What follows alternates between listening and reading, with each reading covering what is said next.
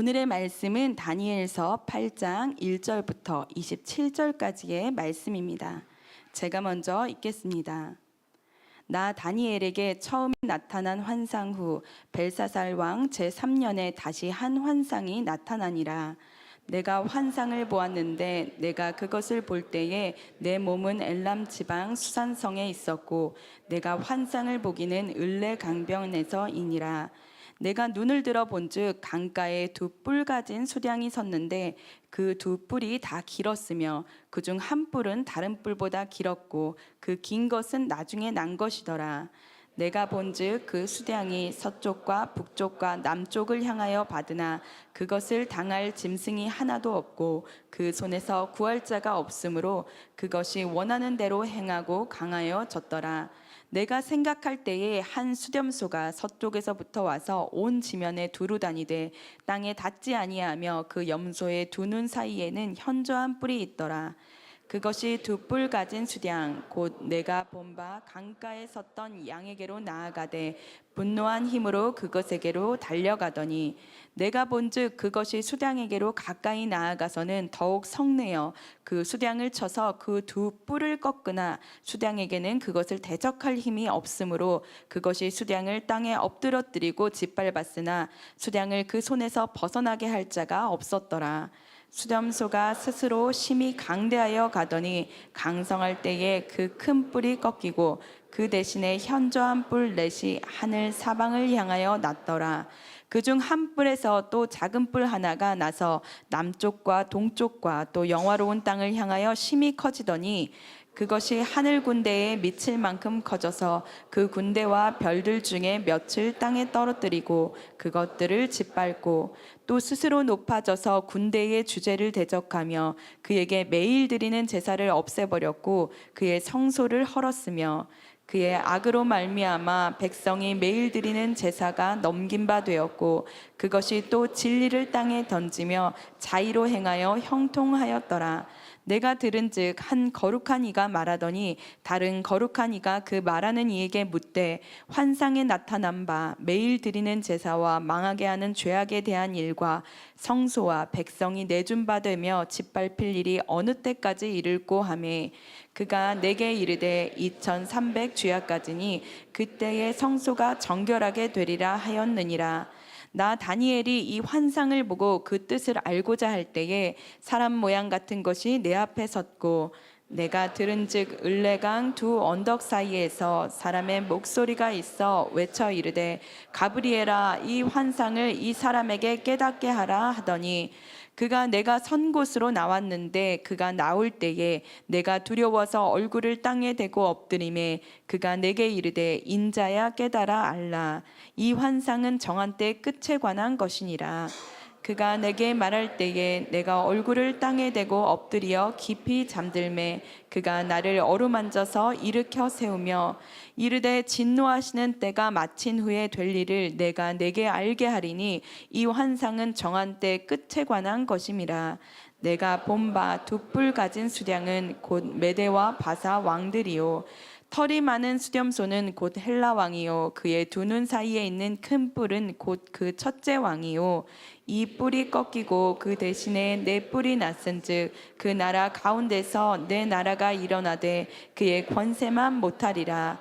이 내 나라 마지막 때에 반역자들이 가득할 쯤에 한 왕이 일어나리니 그 얼굴은 뻔뻔하며 속임수에 능하며 그 권세가 강할 것이나 자기의 힘으로 말미암은 것이 아니며 그가 장차 놀랍게 파괴의 행위를 하고 자의로 행하여 형통하며 강한 자들과 거룩한 백성을 멸하리라. 그가 꾀를 베풀어 제 손으로 속임수를 행하고 마음에 스스로 큰 채하며 또 평화로운 때에 많은 무리를 멸하며 또 스스로 서서 만왕의 왕을 대적할 것이나 그가 사람의 손으로 말미암지 아니하고는 깨지리라. 이미 말한 바 주야에 대한 환상은 확실하니 너는 그 환상을 간직하라. 이는 여러 날 후에 일임이라 하더라. 함께 읽겠습니다. 이에 나 다니엘이 지쳐서 여러 날 알타가 일어나서 왕의 일을 보았느니라. 내가 그 환상으로 말미암아 놀랐고 그 뜻을 깨닫는 사람도 없었느니라. 아멘. 다 함께 자리에 앉으시겠습니다. 이제 담임 목사님께서 나오셔서 세상에서 잊혀질 때 하나님은 새기셨다라는 제목으로 말씀 전해 주시겠습니다. 할렐루야. 순전한 교회 주일 예배에 참여하시는 여러분 모두를 주님의 이름으로 환영합니다. 우리 인사 나누실까요? 사랑하고 축복합니다. 네. 기도하고 말씀 전하겠습니다. 하나님, 오늘 말씀을 전합니다. 이 말씀 가운데 하나님의 뜻이 선포되기를 원하고 또 이 말씀 가운데 온전한 이해 속에서 주님을 바라보는 은혜가 있기를 바랍니다. 주님 간절히 원합니다. 주여, 이 시간 역사하셔서 성령께서 지혜가 되어주시고 우리로 하여금 주님의 뜻을 보게 하여 주시옵소서. 감사드리며 예수 그리스도 이름으로 기도합니다. 아멘. 제가 지난주에 말씀드렸던 것처럼 이 구원이라는 건, 우리의 신앙이라는 건 그냥 우리의 삶의 어떤 일부분에 주님이 오셔서 우리를 윤택하게 하는 게 아니라 우리가 그 배가 아니면 안 되는 배에 타는 거예요. 내가 조종하는 게 아니라 하나님이 조종하시는 배. 그리고 하나님은 그 배에 탄 우리들에게 계속 강조하시면서 말씀하시는 강조점이 있어요. 오늘 말씀은 그 강조점을 너무나 선명하게 우리에게 보여줘요. 근데 만약에 우리가 오늘 말씀에서 보여지는 강조점을 다르게 이해하면 이제 보시게 될 텐데 유대인들은 계속 실망해요. 계속 낙심합니다. 왜 낙심하냐면 이해를 잘못하기 때문이에요. 하나님 말씀하셨는데 그 말씀하시는 바가 무엇을 말하는지를 모르고 계속 자기들의 기대로 생각하고 이해하다가 망합니다. 계속 넘어지고 그 걸음을 계속 걸을 수밖에 없어요, 우리는. 그래서 좀 바라고 소망하는 건 오늘 이제 역사 이야기가 굉장히 많이 나올 거예요. 그런데 이거는 이스라엘의 역사 이야기가 아니에요. 제가 너무 분명하게 안 게 뭔지 아세요? 사실 일부 예배 드리고 나서 저 미국에 있을 때 목회할 때 저희 담임 목사님이셨던 오인규 목사님 또 오셔서 예배를 드리셨는데 끝나고 나서 그분이 이번에 70이 되셨거든요. 그러시더라고요. 내가 목회하면서 다니엘서랑 요한계시록 말씀을 전하지 않은 게 너무 후회된다고.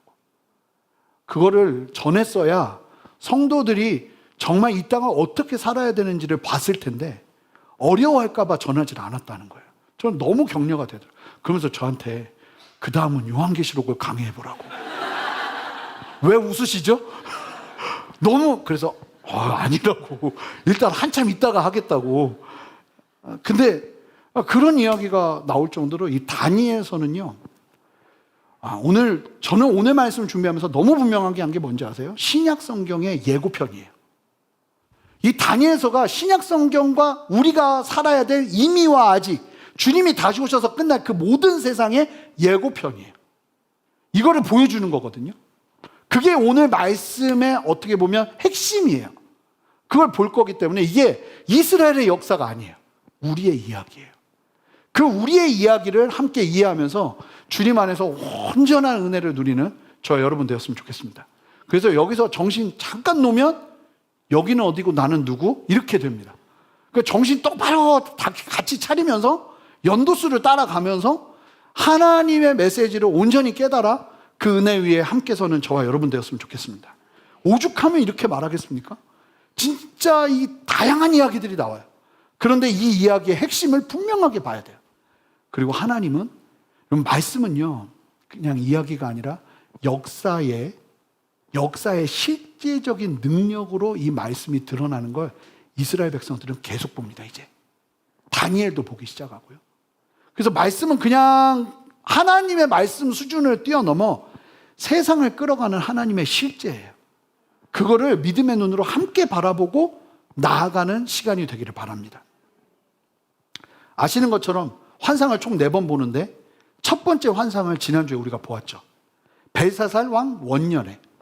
그때 우리가 본 게 뭐냐면 특별히 종말의 때에 일어나게 될 적그리스도의 악한 활동에 초점을 맞추어 세상 전체를 큰 그림으로 보여줬어요. 이 첫 번째 환상에서 세계 역사의 전체적인 개요를 보여주셨다면 이 두 번째 환상에서는요, 그 역사 속에서 어떤 한 부분, 그래서 숲을 봤다면 숲의 한 부분으로 초점을 맞춰 중심을 보고 좀 자세하게 어떤 한 사건을 계속 바라보게 하는 내용이 두 번째 환상에 담기게 됩니다.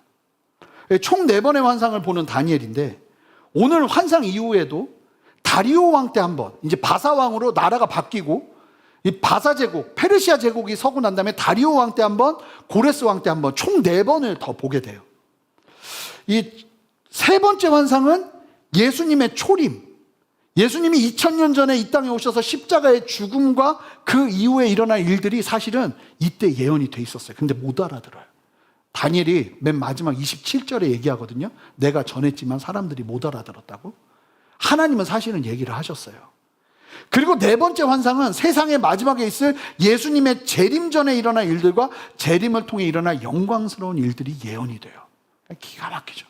근데 오늘 말씀은 예수님 오시기 전에 있을 어떤 중요한 사건, 그 사건을 이야기합니다. 이게 왜 중요한지를 이제 보게 될 텐데 함께 1절 말씀을 힘차게 읽어보겠습니다. 함께 읽겠습니다. 시작.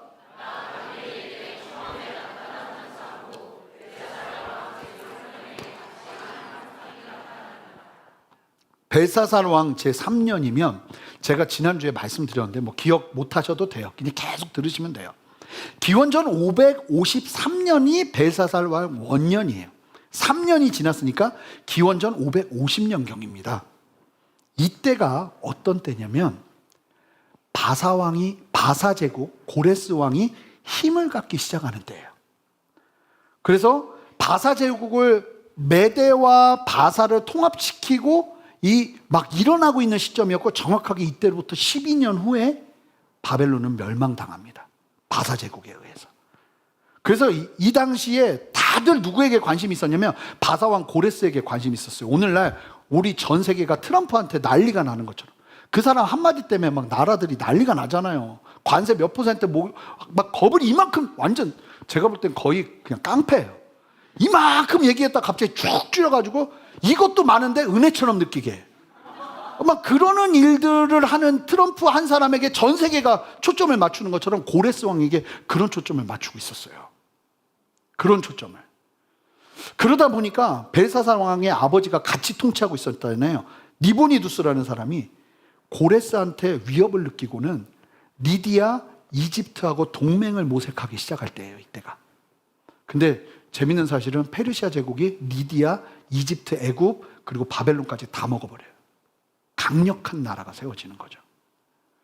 결국은 고레스 왕에게 이때 다니엘의 나이가 몇 살일 것으로 보이냐면 70세. 여러분 첫 번째 그 하나님의 환상을 봤을 때가 67세라고 말씀드렸잖아요. 70세였을 거로 추정되고 그런 다니엘에게 다시 새로운 환상이 임하는데 기가 막힌 게 뭐냐면 세상은 고레스에게 집중하고 있었지만 다니엘을 통해서 하나님은 더 멀게 더 분명하게 무엇을 봐야 되는지를 말씀하세요. 고레스도 오래가지 않을 거예요. 하나님 그걸 얘기하시거든요. 여러분 신앙에 뭐가 중요하다고 제가 항상 강조하죠. 멀리 봐야 된다고. 눈앞에 있는 게 전부인 줄 알면 안 된다고. 두 번째 뭘 강조하죠? 무엇이 중요한지를 알아야 된다고. 그거를 못 보면 안 되는 거예요. 사람들은 다 고레스 왕에게 초점을 맞춰주고 있지만 하나님은요 다니엘에게 고레스는 지나가는 사람이야. 영원하지 않아. 이걸 분명하게 말씀하시면서 하나님께서 아주 중요한 이야기를 하십니다. 70살의 다니엘에게. 계속해서 2절을 읽어보겠습니다. 이제 환상이 시작되는데 환상을 보는 장소가 이 당시 다니엘은 바벨론 성에 있었거든요. 근데 어떻게 보면 어떤 새로운 곳으로 가서 환상을 보기 시작해요. 자, 2절 말씀 함께 읽어보겠습니다. 함께 읽습니다. 시작. 내가 환상을 보았는데 내가 그것을 볼 때에 내 몸은 엘람 지방 수산성에 있었고 내가 환상을 보기는 을레 강변에서이니라. 모든 복음적인 신학자들은 다니엘이 여전히 바벨론에 있었고 환상 중에 엘람 지방 수산성에서 엘람이라는 곳의 수도가 수산성이에요. 근데 사실은 그렇게 큰 곳이 아니었어요. 근데 페르시아가 나중에 이제 12년 후에 페르시아가 정복하게 되면서 이 수산성이 페르시아 왕들이 거하는 성 중에 하나가 됩니다. 그리고 이 수산성에 누가 살게 되냐면 에스더랑 느헤미야가 살게 돼요. 거기가 수산성이에요. 그런데 그 수산성의 을레 강변에서 환상을 봤다고 얘기해요. 근데 27절을 보세요. 함께 읽어볼까요? 27절 마지막 절이거든요. 환상을 다 보고 난 다음에 일어난 일이에요. 함께 읽어보겠습니다. 이에 나 다니엘이 지쳐서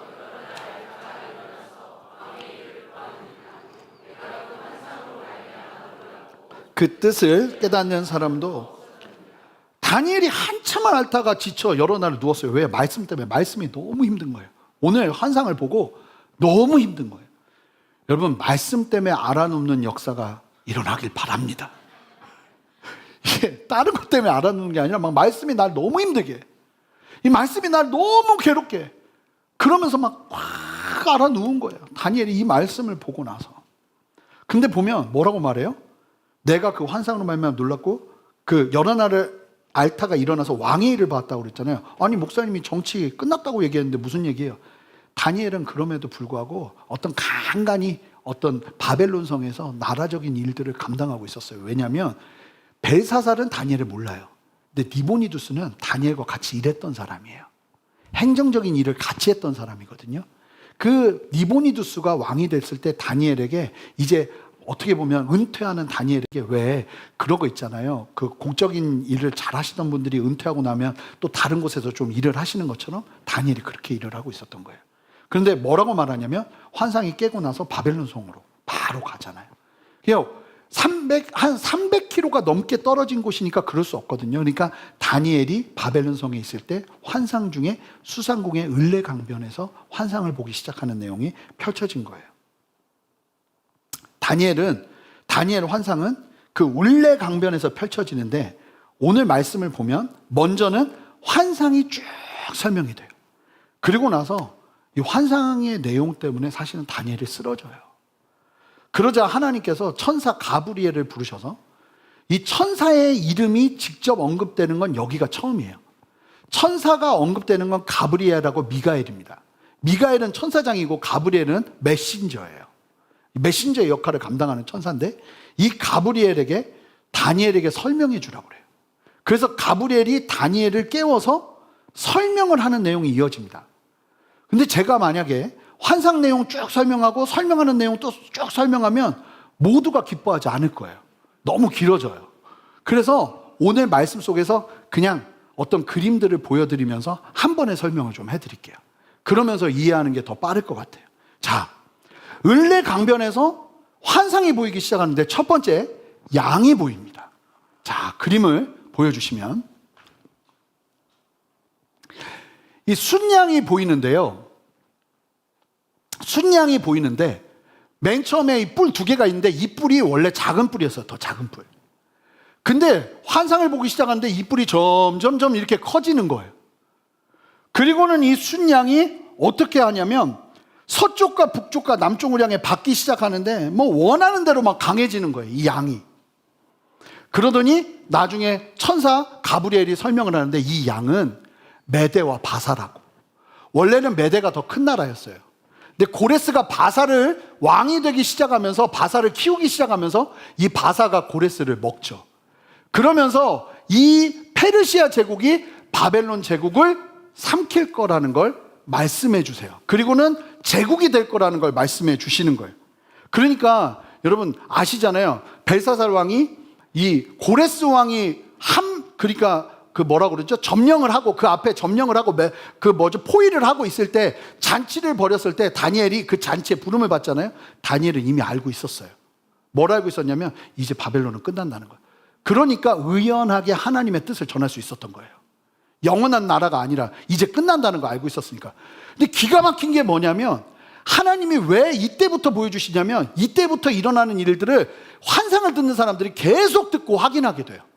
그러니까 하나님의 말씀이 진짜 이루어지는 걸 눈으로 계속 보는 거죠.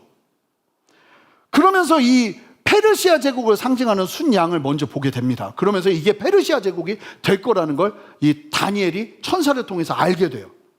그리고 나서 환상이 이어지는데 두 번째 환상이 서쪽에서 이 염소가 막 달려오기 시작합니다. 멧돼지 아니에요. 염소예요. 여러분 이거 뭘로 그렸는지 아세요? AI로 그렸어요. 제가 이거를 제대로 보여줄 수 있는 곳이 아무 데도 없으니까 이야기를 해가지고 성경에 있는 설명을 잔뜩 넣어가지고 여러 번 바꿔가지고 이 그림이 나온 거예요. 그래서 얘가 사람이 아니라 좀 이래요. 멧돼지 비슷한 염소를 그립니다.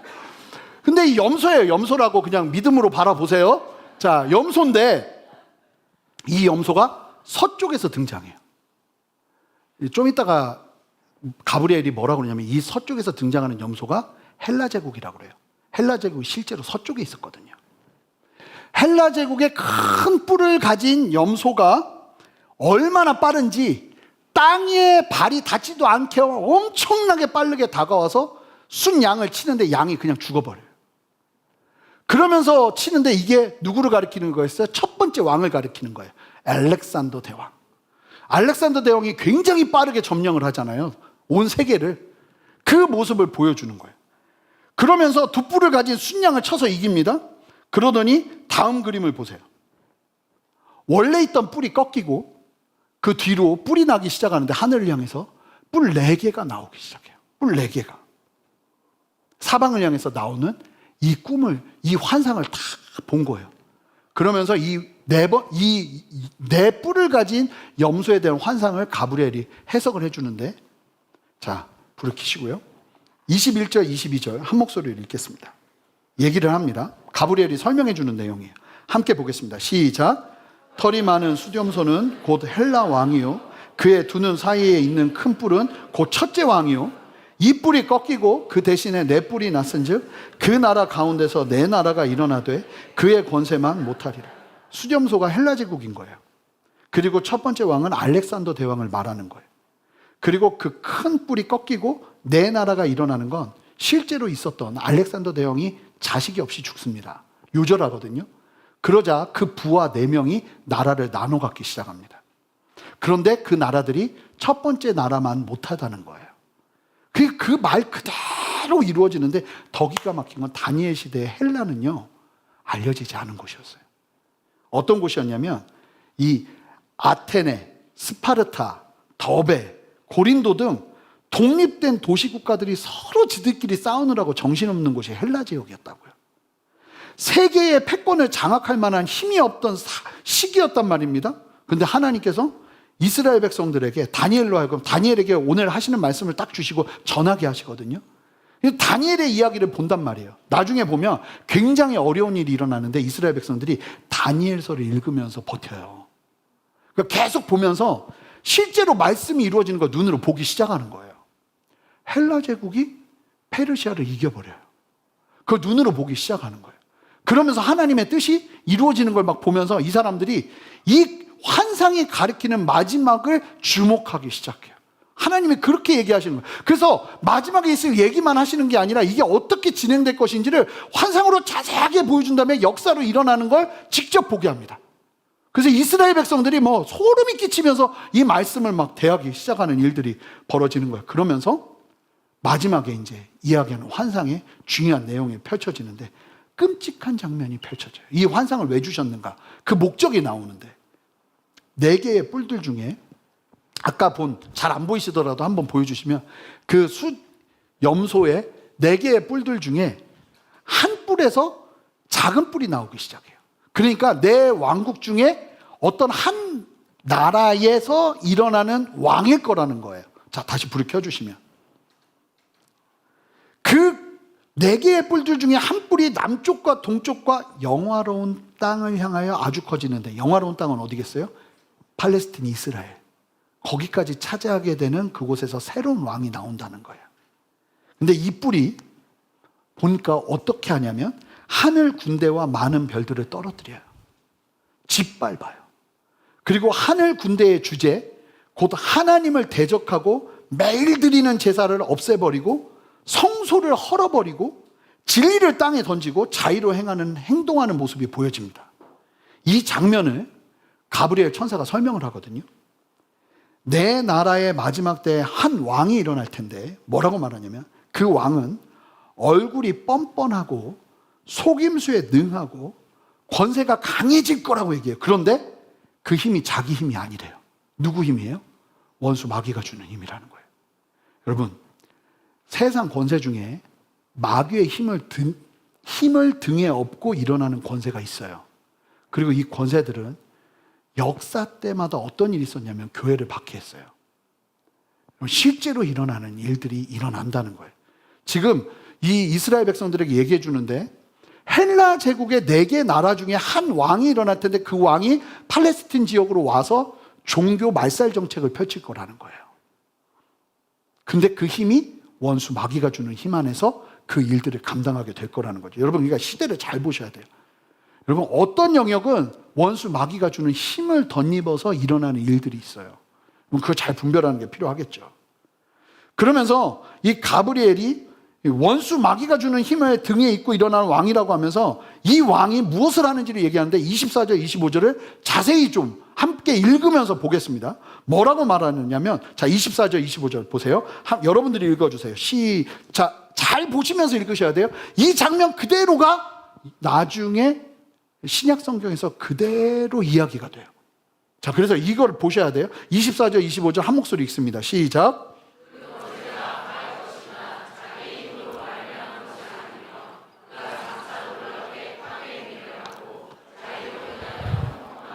강한 자들과 거룩한 백성들을 멸하리라. 그가 꾀를 베풀어 제 손으로 속임수를 행하고 그 마음에 스스로 큰 체하며 또 평화로운 때에 많은 무리를 멸하고 또 스스로 서서 만왕의 왕을 대적할 것이나 그가 사람의 손으로 말미암지 아니하고 깨지리라. 파괴적이고 악한 일을 행하는데 특별히 거룩한 백성들, 이스라엘 백성을 의미하는 거죠. 거룩한 백성들을 멸한다고 합니다. 잘 보세요. 하나님의 백성들을 의도적으로 잔인하게 박해하는 세상 권세의 힘 뒤에는 원수 마귀가 있는 거예요. 깨어 있으셔야 돼요. 정말 보실 줄 아셔야 돼요. 여기서 말하는 헬라 제국의 4개의 왕국 중에 마지막에 일어난 악한 왕은 안티오쿠스 4세 에피파네스라는 별명을 가진 사람입니다. 그는 스스로를 에피파네스라고 칭했어요. 이 에피파네스가 무슨 뜻이냐면 신의 현현. 그래서 자기를 제우스의 화신이라고 얘기하면서 왕인데 내가 신이라고 이야기하면서 통치를 했던 사람이 안티오쿠스 4세예요. 이 사람을 얘기하는 거예요. 분열된 4개의 헬라 제국 중에 시리아를 중심으로 팔레스타인 지방, 그러니까 이스라엘까지 쉽게 말하면 다스렸던 셀레우코스 왕조. 셀레우코스가 누구냐면 이 알렉산더 대왕의 부하 중에 하나의 장수예요. 이 사람이 나라를 차지했는데 시리아를 중심으로 해서 팔레스타인 지방까지 차지한 거예요. 정통 왕이 근데 안티오쿠스 4세는요, 안티오쿠스 3세 다음에 4세가 세워지거든요. 근데 이 사람은 정통 왕이 계승자가 아니라 정치적 음모와 권모술수를 통해서 왕에 오르는 인물입니다. 실제로 그런 일이 벌어진 거예요. 이 안티오쿠스 왕이 하는 일이 뭐였냐면 자기가 다스리는 나라에서 헬라적인 문화를 정착시키고 종교를 말살시키는 일을 했어요.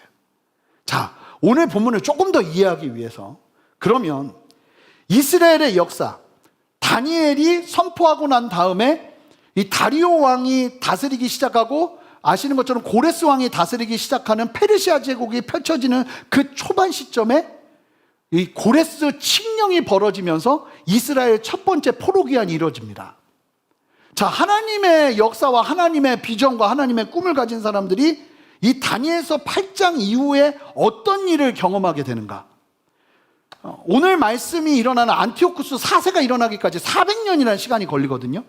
그 400년이라는 시간 동안에 어떤 일이 있었는가 좀 보여드릴게요.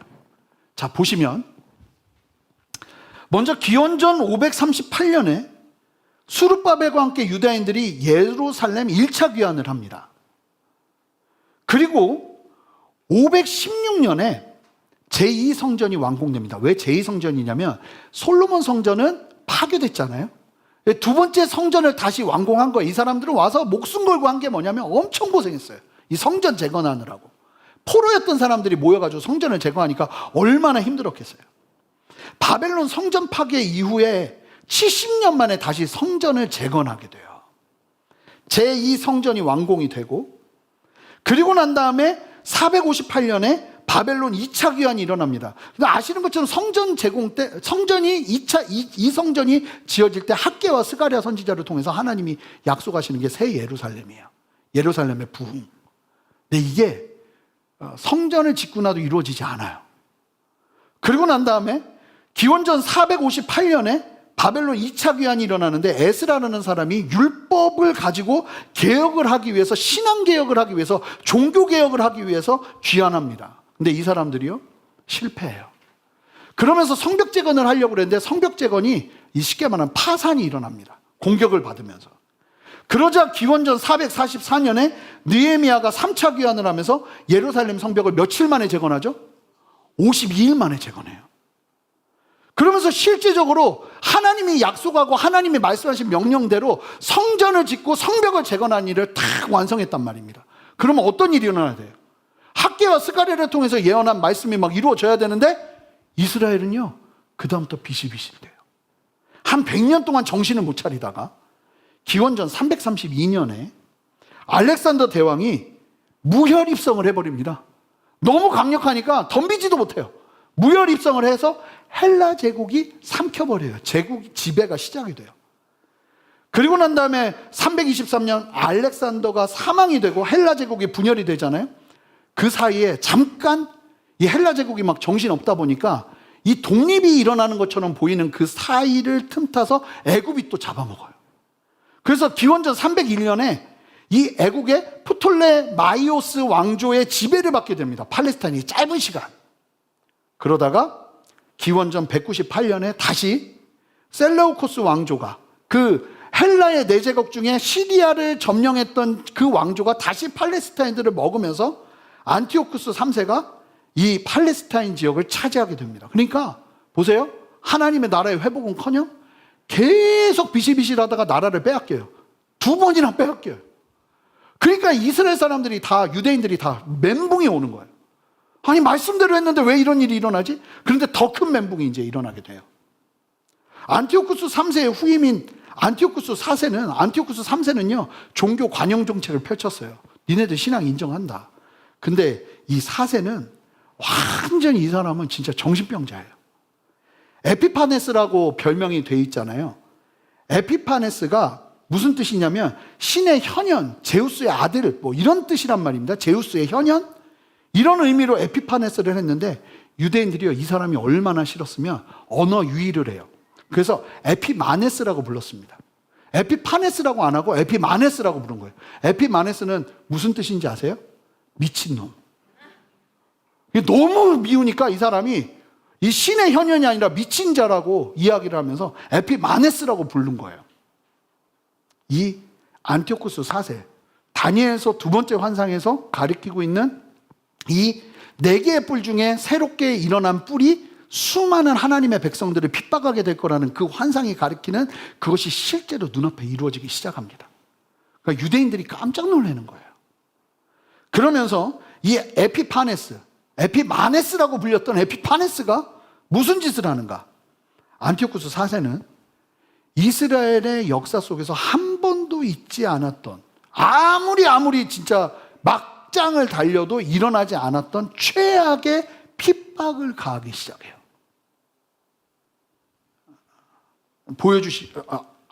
이게 없죠. 제가 해야 되는 거죠. 예. 안티오쿠스 4세는 모든 통치 지역을 헬라 지역의 문화와 종교로 바꿔버립니다. 그리고 안티오쿠스는 자기에게 충성하는 자들에게 제사장직을 매매하면서 유대 종교 장악을 시작해요. 정확하게 기원전 170년에 대제사장 오니아스 3세를 암살합니다. 그리고는 다음 해인 기원전 169년에 안티오쿠스가 성전을 침입하기 시작해요. 이때 성전의 많은 것들을 약탈하고 유대인들을 엄청나게 학살합니다. 그리고는 더 기가 막힌 일을 하기 시작하는데 기원전 167년경에 예루살렘 성전에다가 제우스 신상을 세워버려요. 제우스가 누구예요? 안티오쿠스 4세 자기라고 얘기했잖아요. 자기 신상을 세워버린 거예요. 그리고는 더 기가 막히게 유대인들이 치를 떱니다. 왜 치를 떠냐면 이 사람들은 신앙이 생명인데 부정한 동물의 대표적인 굽이 달린 동물이 돼지예요. 아까 그건 염소예요. 돼지예요. 근데 그 돼지를 잡아서 성전 제물로 바치게 해요. 양이나 소를 못하게 해요. 돼지를 성전 제물로 바치게 하는 거예요. 그리고는 안식일 준수 못하게 해요. 할례 못하게 합니다. 할례하면 죽입니다. 성경 보유 못하게 합니다. 제사 규례 등 모든 율법의 실행을 금지시킵니다. 이 명령을 어기면 사형시키거나 고문을 하는데 실제로 역사적인 기록을 보면 이 믿음 있는 엄마가 아이에게 할례를 행합니다. 해줄 사람이 없으니까. 그게 적발이 돼서 모두 앞에서 사형을 시켜버려요. 애까지. 예루살렘 성전에서 정통 유대의 제사와 예배를 전면 중단시키고 오직 헬라신들에게 제사 드리게 합니다. 이게 성전이 짓밟힌다는 다니엘 8장의 예언이 그대로 400년 만에 일어나는 거예요. 뿔이 성도를 공격하고 성전을 헐고 진리를 땅에 던지는 일이 그대로 일어나는 거예요. 다니엘의 환상에서 이런 일을 행하는 사람은 헬라 왕조에서 일어난다고 예언되어 있었잖아요. 그러니까 다른 게 아닌 거예요. 이 안티오쿠스 4세가 분명한 거예요. 이 안티오쿠스 4세가 기원전 175년부터 164년까지 다스리거든요. 다니엘이 이 두 번째 환상을 기원전 550년에 받았으니까 400년도 안 된 시간에 이 일이 일어나게 되는 거죠. 근데 중요한 게 뭐냐면 이 예언의 끝이에요. 안티오쿠스 4세의 박해를 예언하신 하나님이 한 가지를 더 말씀하시는데 이게 생명이에요. 자, 중요한 사실을 말씀해 주시는데 하늘에서 갑자기 소리가 들려요. 13절, 14절 함께 읽어보도록 하겠습니다. 함께 읽습니다. 내가 들은즉 한 거룩한 이가 말하더니 거룩한 이가 그 말하는 이에게 묻되 환상에 나타난 바 매일 드리는 제사와 망하게 하는 죄악에 대한 일과 성소와 백성이 내준 바 되며 짓밟힐 일이 어느 때까지 이를꼬 하는 소리가 들려요. 언제까지 이 이스라엘 백성들이 이 끔찍한 고난을 당해야 되는가 하는 게 들리는 거예요. 그러면서 대답이 나오는데 14절 그가 내게 이르시되 2300 주야까지니 그때에 성소가 정결하게 되리라 하였느니라. 예배를 무너뜨리고 성소와 백성이 내준 바 되고 거짓이 짓밟히는 게 언제까지인가? 2300 주야라는 거예요. 이걸 정확하게 계산하면 6년 4개월입니다. 엄청난 종교적인 핍박이 올 텐데 6년 4개월간 일어나고 하나님께서 회복시키실 거라는 거예요. 이게 기가 막힌 게 뭐냐면 이 유대인들은 이때 이 말씀 듣고 버티거든요. 다니엘서 말씀 듣고 실제 역사적인 기록을 봐도 기원전 170년 가을 한 9월쯤 오늘로 우리로 따지면 9월쯤부터 이 성전 유린과 아시는 것처럼 대제사장을 암살하고 성전을 유린하기 시작하고 종교적인 박해가 그때부터 시작돼요. 유대인들에게 종교는 목숨보다 중요한 거라 그런다고 유대인들 죽진 않아요. 이 사람들 대단한 사람이잖아요. 그러던 중에 6년 4개월 정도가 아니라 한 6년 정도가 지날 쯤에 어떤 일이 벌어지냐면 유다 베들레헴 근처에 6년 정도가 아니라 하여간 그 고난 중에 극심한 고난 중에 어떤 명령이 떨어지냐면 유다 그 예루살렘 그 성전에서 헬라 신들을 섬기라는 명령이 떨어지잖아요. 그래서 실제로 유대인들 중에 겁먹은 사람들이 헬라 신전에서 그 성전으로 들어가서 헬라 신들을 섬기려고 합니다. 그때 모딘 출신의 제사장 마따디아라는 사람이 있어요. 이 사람이 이방신에게 제사 드리려는 유대인을 죽여버립니다. 그리고는 그 옆에 있던 경비병, 이방인 경비병들을 다 죽여버려요. 그리고는 그 후에 하나님의 율법을 따를 자들은 다 나를 따르라고 외치면서 다섯 아들과 함께 산속으로 들어가는데 이 소식을 듣고 하나님의 뜻을 따르기 위한 결사항전을 선택하는 많은 사람들이 모이기 시작해요. 물론 전체적인 숫자에서 보면 극소수지만 많은 사람들이 모이기 시작해요. 그리고는 이 마따디아가 죽을 때 아들에게 이제 지도자 자리를 넘겨주는데 이 사람이 누구냐면 좀 성경에 좀 관심이 있고 신학에 좀 관심이 있다면 누구라도 알 수 있는 유다 마카비라는 사람이에요. 그 외경 중에 지금 느낌이 처음 듣는다 하는 느낌이 너무 많아요. 유다 마카비. 그래서 마카비우스서라는 외경이 몇 권이 있어요. 성경이 정경인데 정경의 권위는 같지 않지만 굉장히 중요한 시기를 다루고 있는 걸 외경이라고 하는데 그 중에 하나가 마카비서예요. 이 마카비 집안 사람들이 남겨놓은 역사서 같은 거예요. 그런데 이 마카비를 지도자로 세워요. 그러면서 이들이 마카비 가문을 이루기 시작하는데 마카비가 무슨 뜻인지 아세요? 히브리어로 망치라는 뜻이에요. 보통 사람들 아닌 거예요. 그래서 이 유다 마카비가 자신을 따르는 사람들과 숫자는 13였지만 산악 지형을 다니면서 게릴라전을 펼칩니다. 그러면서 계속 이 안티오쿠스 4세의 군대를 계속 격파해요. 그러면서 이 사람들이 아주 막 공을 세우면서 유명해지기 시작해요. 뭐 우리로 따지면 이순신 장군 같은 경우죠. 그리고는 기원전 165년에 예루살렘을 탈환합니다. 이 사람들이. 그리고 성전을 재정복하고 이방 신상을 다 제거하고 신앙 회복 운동을 일으키기 시작해요. 그리고 기원전 164년 12월 14일 170년 가을쯤에 박해가 시작됐잖아요.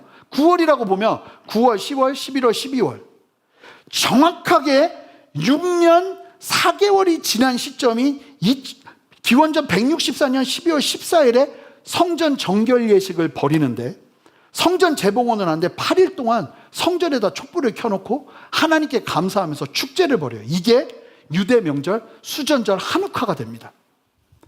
예수님께서도 요한복음 10장 22절부터 23절까지 수전절 한우카를 지키기 위해서 가셨던 장면이 나와요. 그렇게 본다면 안티오쿠스 4세에 의해서 종교 탄압이 일어나고 마카비에 의해 성전 정결과 재봉헌이 일어나기까지의 기간이 기원전 170년 9월부터 164년 12월까지, 이 기간은 다니엘에게 말씀하신 2300일, 6년 4개월이 되는 거예요. 이걸 보는 사람들이 다 기절해요. 너무나 놀라운 거예요. 하나님의 말씀이 역사 속에서 그대로 이루어지는 거예요. 하나님은 바벨론 제국에 있던 다니엘에게 세상의 흐름을 보여주신 거예요. 그리고는 바벨론도 영원하지 않을 것이고 메대와 바사도 영원하지 않을 것이고 헬라 제국이 일어날 것이지만, 그리고 그 헬라 제국의 마지막 4개의 제국 중에 한 왕이 사단의 힘을 덧입고 이스라엘을 끊임없이 박해할 것이지만 그 박해의 시간이 오래되지 않을 것이고 2300일 후에 그 기간이 지나면 하나님의 일들 속에서 자유가 올 것이는, 유다 마카비가 이끄는 소수의 정예의 사람들을 통해 성전 회복이 일어날 것임이 예언되어 있었던 거예요. 그러면서 그러니까 이 유대인들이 계속 이 말씀을 확인하거든요. 그러니까 이 사람들이 막 기절하는 거죠. 말씀대로 그대로 이루어지니까. 실제로 오늘날 따지면 그거예요. 자, 미국이 일어날 텐데 미국 다음에 그 다음에 일어날 나라가 뭐다. 근데 진짜 그렇게 일어나는 거예요. 그 강다한 나라가. 그 다음에 일어날 나라가 뭐다 하는데 또 그 나라가 일어나서 전 세계 패권을 잡는 거예요. 만약에 그런 일이 벌어진다고 생각해 보세요. 얼마나 기가 막히겠어요. 유대인들이 그걸 눈으로 본 거죠. 한 400년 동안 계속. 그러면서 오늘 본문의 마지막을 보세요. 26절, 27절 한 목소리로 읽겠습니다. 그래서 저는요, 지금부터 절대로 그런 말 쓰지 않을 거예요. 말라기서부터 세례 요한이 있기까지의 430년의 기간을 침묵기라고 많이 얘기해요. 절대로 침묵기 아니에요. 하나님이 얼마나 일하고 계셨는데요. 중간기라고 말하는 게 맞아요. 침묵 아니에요. 하나님은 그때에도 더 히스토리 메이커, 역사의 주관자셨어요. 자, 26절, 27절을 한 목소리로 읽어보겠습니다. 함께 읽겠습니다. 시작.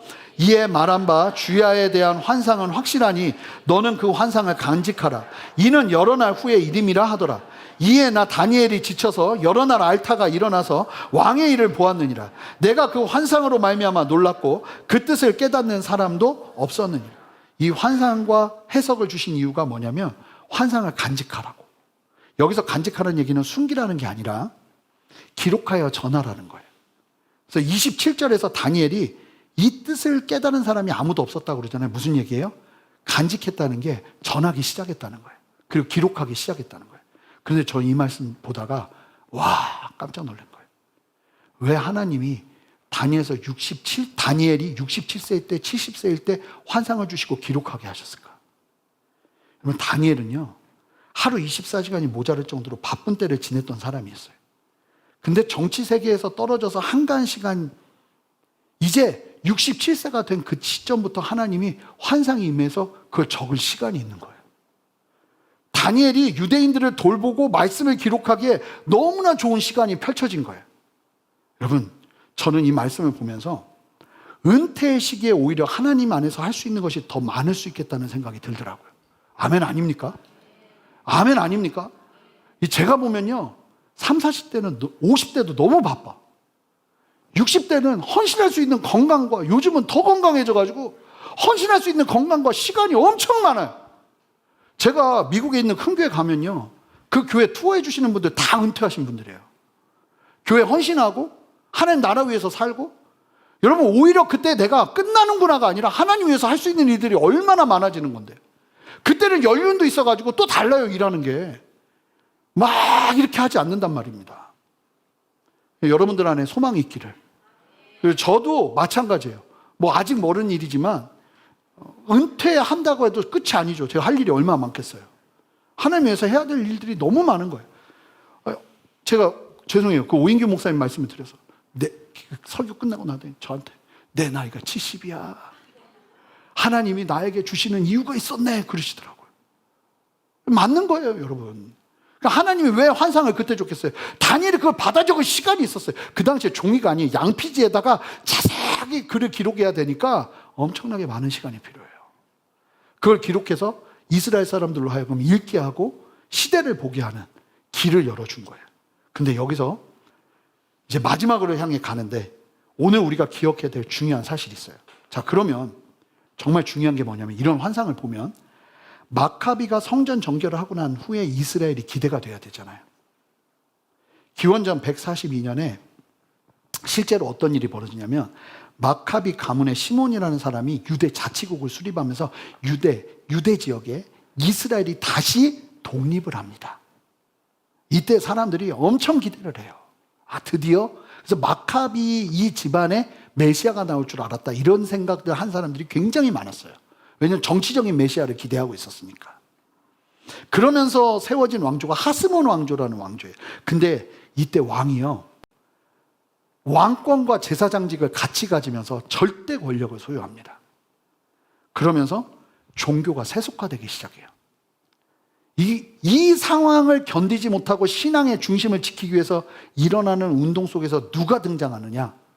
여러분들이 너무나 잘 아는 사두개인, 바리새인, 그리고 은둔 공동체 SNF파, 그리고 무장한 거라는 열심당들이 이때 나오기 시작합니다. 그러니까 바리새인과 사두개인들이 이때 시작된 거예요. 한 기원전 142년 전에, 예수님 오시기 한 150년 전에 나오기 시작한 거예요. 근데 더 기가 막힌 건 그러다가 기원전 63년에 로마 제국이 일어나더니, 더 서쪽에 있는 로마 제국이 일어나더니 폼페이우스 장군에 의해서 유다가 점령당하고 로마의 속국이 돼버리는 거예요. 유대인들이 완전 멘붕이 오는 거예요. 아니, 말씀이 마카비를 통해서 이루어졌는데 이게 무슨 일이지? 그렇다면 다시 망하게 될 텐데 잠시간 있던 6년 4개월간 있게 될 종교 박해와 다시 승리하는 하나님의 백성 마카비의 성전 회복 이야기를 왜 이렇게 강조하신 걸까?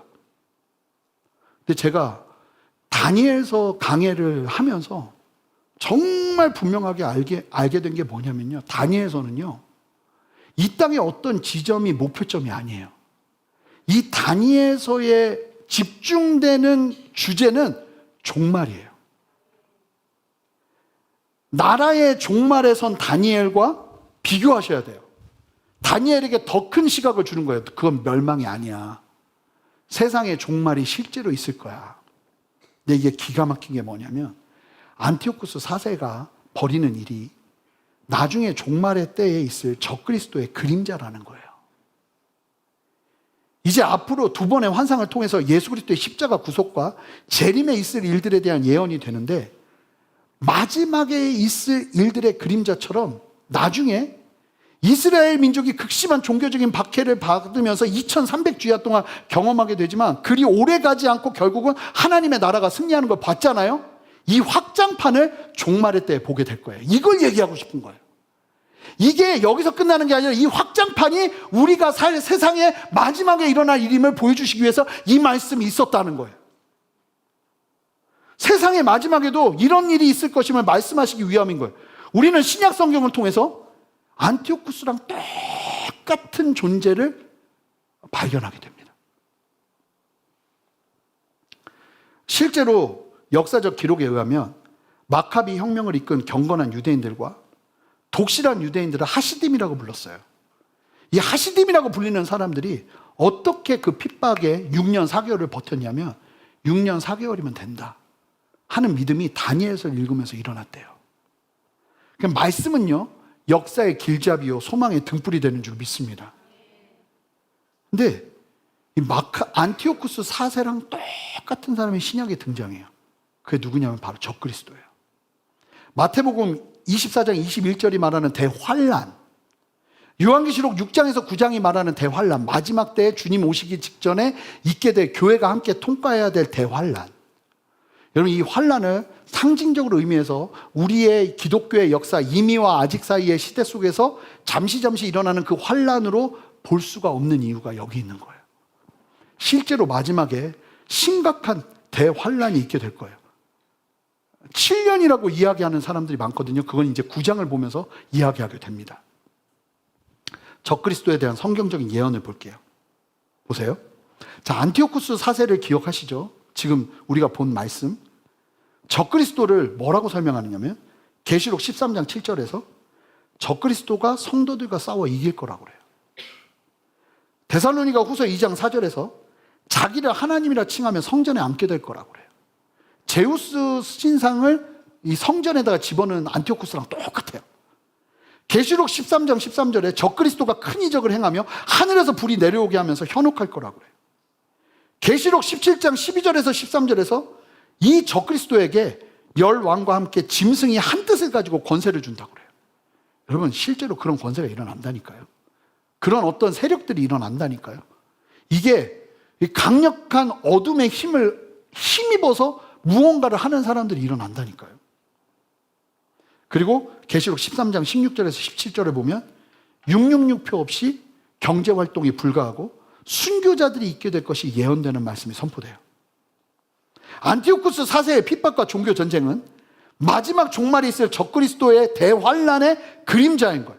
그걸 말하기 위해서 하나님께서 다니엘을 통해 말씀하신 거예요.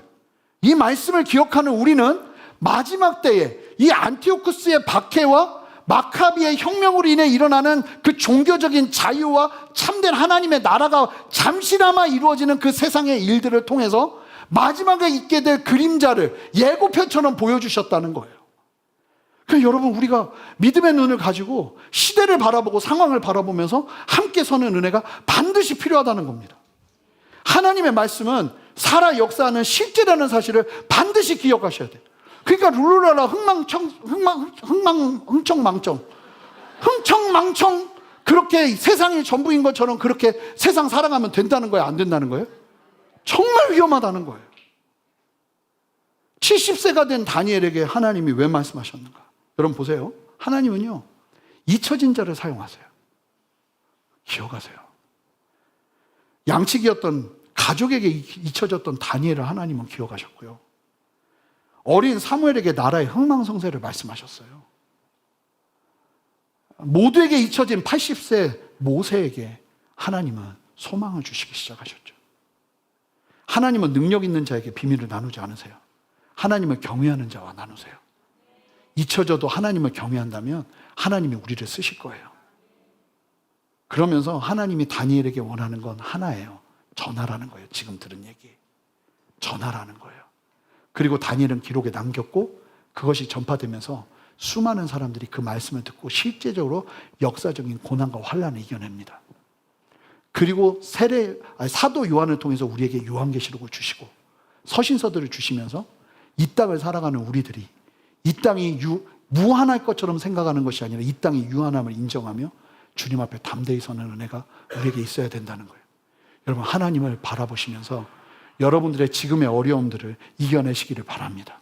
담대하게 서시기를 바랍니다. 혹시나 이제 기도할 텐데 지난번처럼 이 사이렌이 울리면 제가 알았는데 그러면 예배를 빨리 마치고 다 도망쳐야 된대요. 대피해야 된대요. 그래서 저희가 지난주에 기도하다가 사이렌이 나니까 마치 영적 전쟁하는 것처럼 우리가 기도했잖아요. 다음에 또 그런 일이 벌어지면 우린 빨리 나가야 되는 게 맞는 거예요. 그러니까 당황하지 마시고 그러면 내가 기도를 딱 멈출 테니까. 근데 지난주 참 희한했어요. 그러면 진짜 기도를 열심히 해야 되는 타이밍에 막 계속 방해가 일어나니까 막 인도하는 제 안에 막 뭐라고 그러죠? 이게 싸워야 된다는 마음이 막 너무 일어나서 했는데 그러면 안 되는 거라고. 우리 빨리 나가야 돼요. 그러니까 다시 또 사이렌 울리면 우리 하던 거 딱 멈추고 나갈 테니까 당황하지 마시고. 하지만 사이렌 안 울리면 우리는 내일이 없는 것처럼. 여러분들은 사이렌이 울리나 안 울리나 생각하실 필요가 없다. 그냥 열심히 기도하시면 된다. 그래서 여러분 믿음의 눈을 가지세요. 이 다니엘에서 말씀을 통해서 실제로 이루어지는 하나님의 실제를 보세요. 하나님의 말씀대로 주님은 다시 오실 거예요. 그리고 그 다시 오실 주님을 믿음의 눈으로 바라보며 담대히 서는 그 안에서 여러분 이겨낼 수 있는 힘이 얼마나 많이 나오는지 아세요? 함께 그 믿음 취하며 나가는 우리 모두 되기를 바랍니다. 다 같이 일어서시겠습니다.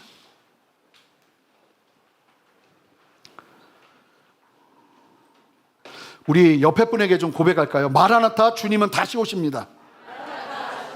우리 5분 이상에게 얘기해 주세요.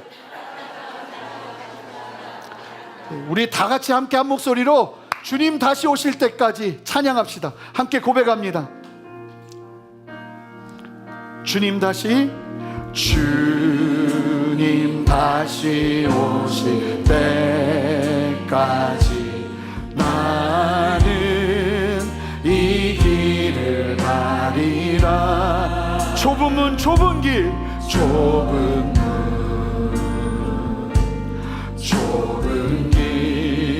나의 십자가 지고 여러분 믿음을 분명하게 가지세요. 나의 가는 이 길 끝에서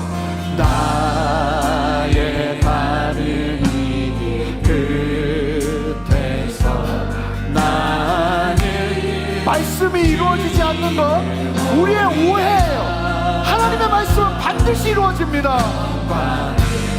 실망과 좌절을 뒤로하고 주님을 바라보며 담대히 나갑시다. 나를 맞아주시리.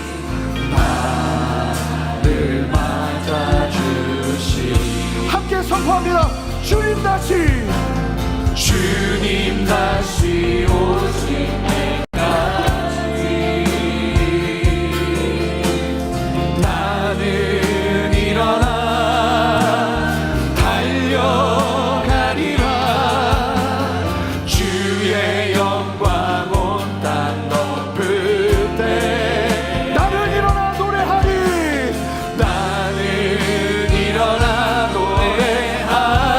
우리 함께 선포합니다. 내 사모하는 주님, 내 사모하는 주님, 온 세상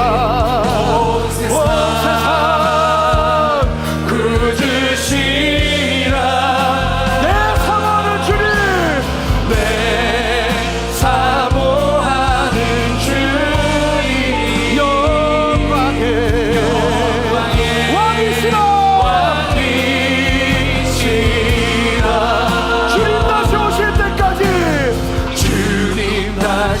오실 때까지 나는 일어나 달려가리라.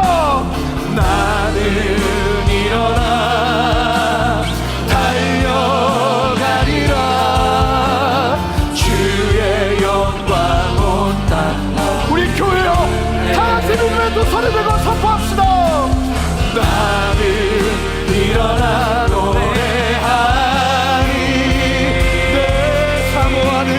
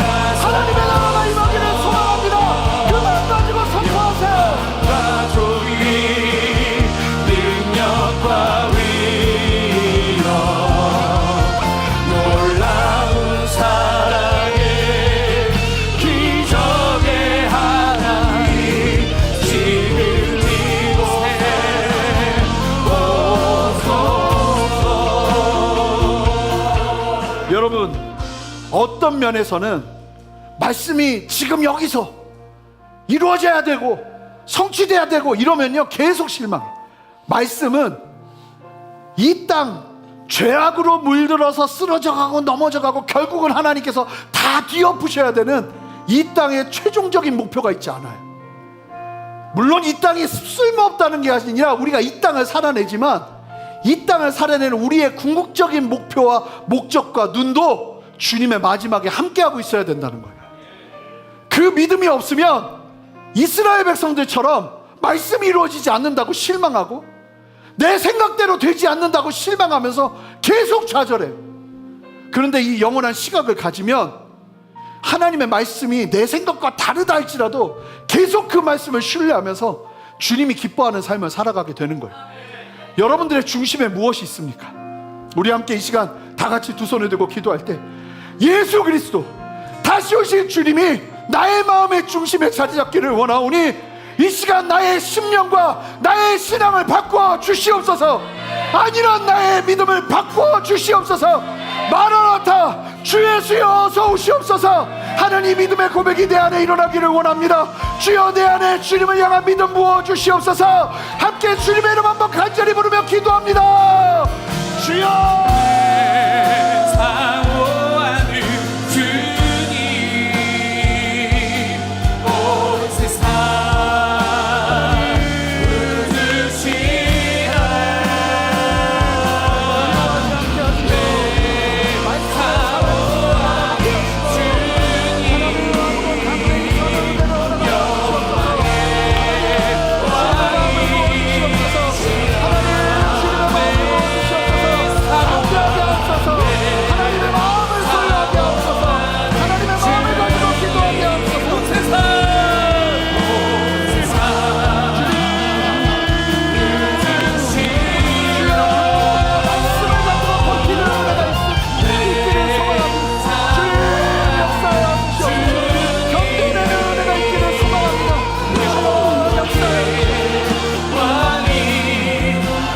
여러분, 이 말씀이 뭘 말하는 거예요?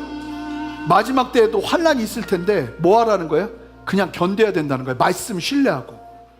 여러분, 이게 우리의 삶에도 여러 군데에서 적용이 되는 거예요. 여러분, 말씀을 붙들고 견뎌야 되는 때가 있어요. 이게 정말 힘들어도 견뎌야 되는 때가 있다고요. 이 말씀이 여러분들의 지금의 삶에도 힘이 되기를 소망합니다. 여러분, 하나님의 말씀을 신뢰하며 지금 어찌 보면 내가 견뎌야 되는 시간 가운데 있는 분들이 있을 수 있어요. 여러분, 좌절하지 마세요. 낙심하지 마세요. 그거는 우리랑 어울리는 말이 아니에요. 예수님 안에서 우리 모두가 담대해야 할 줄 믿습니다. 하나님의 말씀 가지고 견뎌내기를 원합니다. 하나님의 말씀 가지고 이겨내기를 원합니다.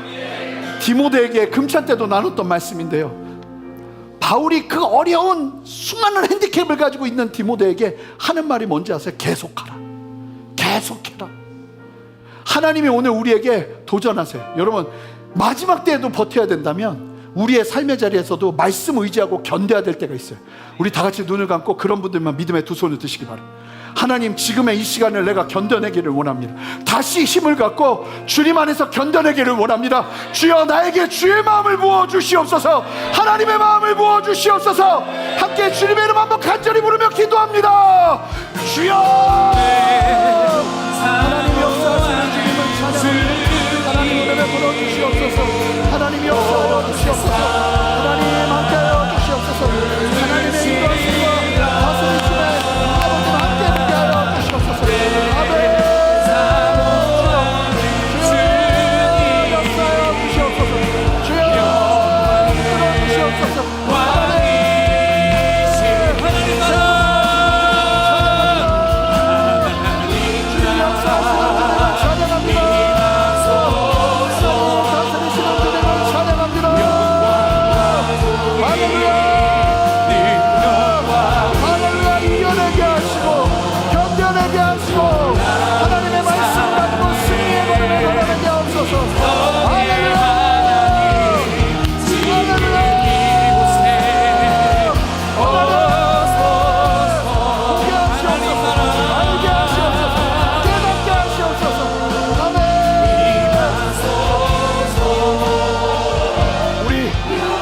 우리 마지막으로 다 같이 두 손을 들고 우리 다음 세대 청소년부를 위해서 기도하기를 원합니다.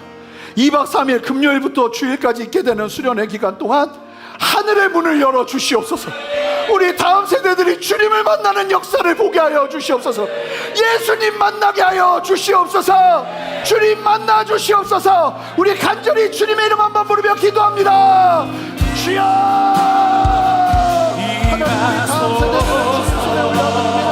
하나님 우리 청소년 모습을 아버지의 은혜를 부어주시고 하나님의 성경을 경험하게 하시고 하나님의 마음을 경험하게 하시고 우리 다음 세대들이 하나님 안에 새로워지는 놀라운 은혜와 역사를 보게 하여 주시옵소서. 주님을 찬양합니다. 할렐루야, 할렐루야. 주님 역사, 주님 할렐루야. 주님 역사, 하나님의 공의와 말씀을 찬양합니다. 하나님의 말씀을 찬양합니다. 하나님의 영광 받아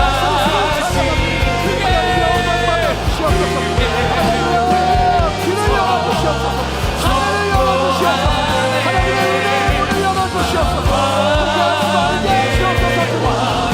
열어주시옵소서. 하늘을 열어주시옵소서. 하나님의 은혜의